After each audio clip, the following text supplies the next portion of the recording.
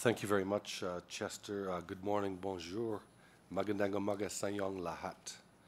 Very pleased to be with you today. And as the co-chair on behalf of the Government of Canada, first of all, let me thank the Government of the Philippines for your very warm hospitality in hosting our fourth APEC Experts Advisory Panel meeting, and for the very warm Filipino hospitality that we've all seen, of course.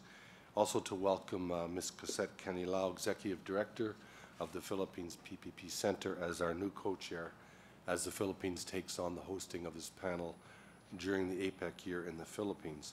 And a warm welcome to everyone. I'd also like to express our appreciation to the Government of the Philippines for organizing today's meeting, and of course for our colleagues from the APEC Secretariat who have provided tremendous assistance throughout this process.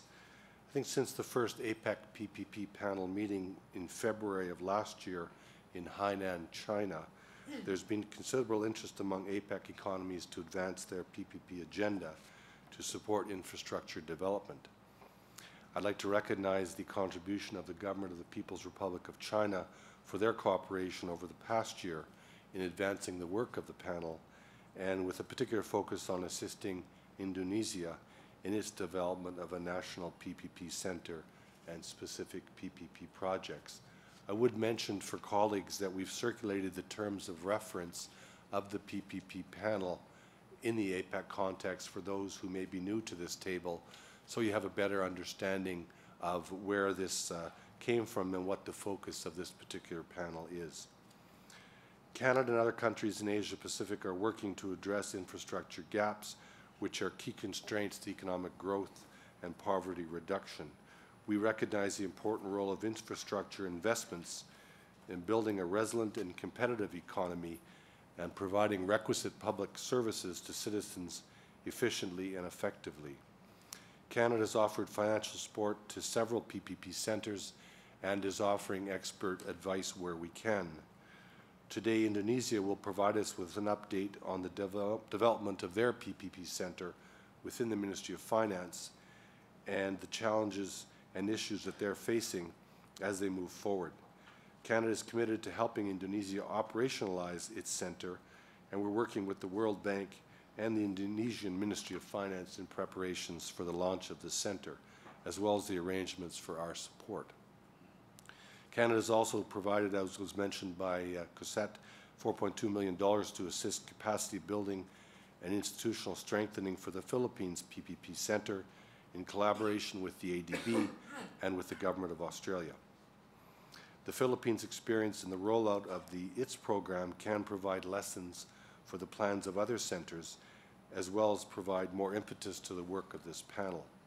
I'm also pleased that a consortium led by a Canadian company, CPCS Transcom, is providing consulting services to the Philippines PPP Center as they advance projects under their aggressive PPP agenda.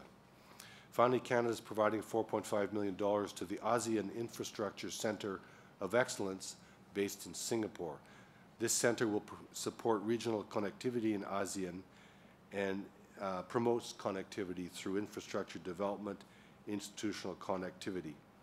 The project provides technical assistance to help ASEAN countries identify and prepare viable, bankable, and high-impact regional PPP infrastructure projects.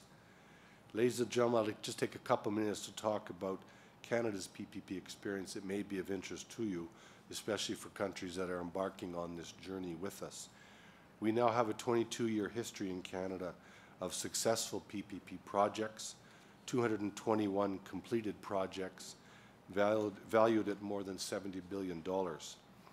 As a result, our industry has developed exportable world-class expertise in PPPs with respect to design, build, finance, and maintain projects. We believe Canada's success has hinged on several key elements: committed governments, strong legal framework, value for money, strong financing markets, public sector expertise through dedicated agencies, and a competitive, efficient, transparent, and fair procurement system. In that regard, I echo the comments of Cosette in how critical that is in this process. To develop a national approach on these issues, our government created PPP Canada in 2009, which will improve the delivery of public infrastructure using the P3 model.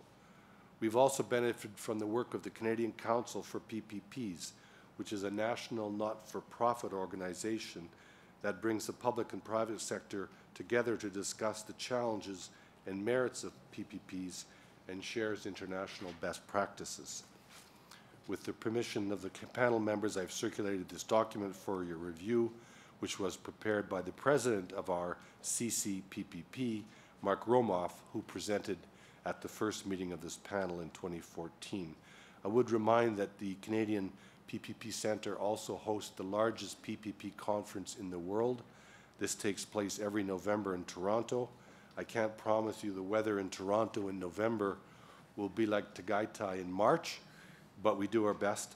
And I would encourage those who are interested to attend because it is probably the best networking environment for the PPP community internationally, and that takes place every November. I'd also be very pleased to facilitate contacts should anyone find particular company expertise in Canada. We'd be delighted to assist you hooking up with Canadian companies that have expertise in this sector. So thank you again for coming out. We look forward to our discussion today and also discussing the agenda for the panel for the coming year. Thank you.